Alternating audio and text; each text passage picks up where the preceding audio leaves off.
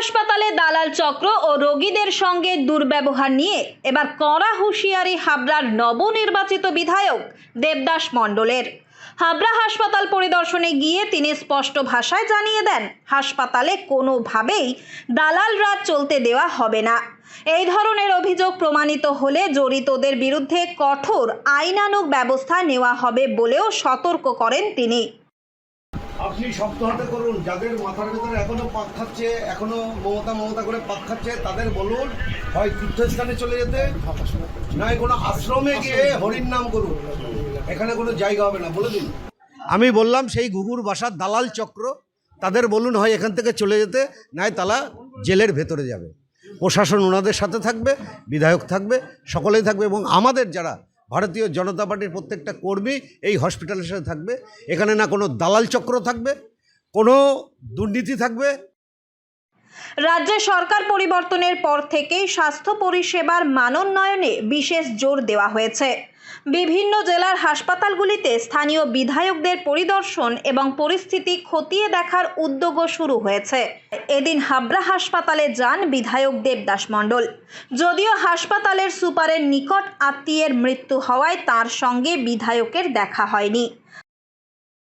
এখন আমার কাছে খবর ছিল সুপার থাকেন না, কিন্তু দুর্ভাগ্য আর যাই বলুন, ওনার কাকা মারা গেছে বলছেন, ব্যাটে বলে ওনার হয়তো কানেক্ট হয়েছে, উনি থাকেন না, এটা ঠিকই, অনেকে বলতে পারছেন না।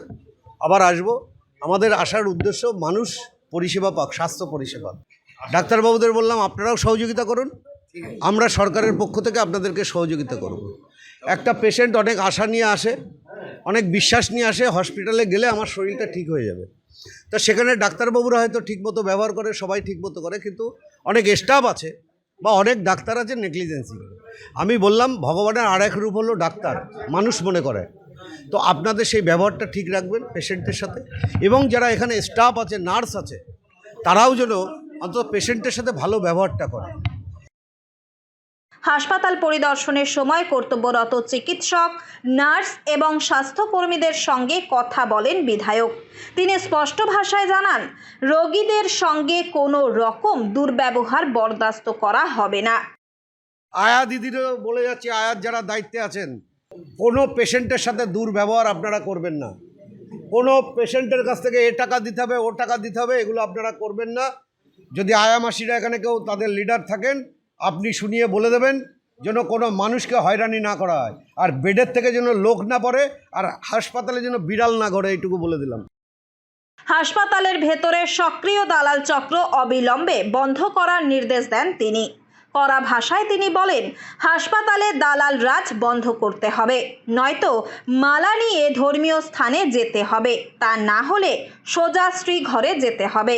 এছাড়াও হাসপাতালের পরিকাঠামো উন্নয়নের জন্য কি প্রয়োজন তা লিখিতভাবে জানাতে হাসপাতাল কর্তৃপক্ষকে অনুরোধ করেন বিধায়ক। আর হসপিটালে আবার বলে যাচ্ছি আপনাদের মাধ্যমে, দালাল চক্র যদি থাকে হরিনামের মালা নিয়ে তীর্থস্থানে ঘুরে আসুক, নাহলে তাকে ভিতরে যেতে হবে। হাবড়ার মাটিতে তাদের জায়গা হবে না। তিনি আশ্বাস দেন, রাজ্য সরকারের সঙ্গে কথা বলে দ্রুত সমস্যাগুলির সমাধানের চেষ্টা করা হবে। উত্তর 24 পরগনা থেকে রুদ্র নারায়ণ রায়ের রিপোর্ট, লোকাল 18 বাংলা।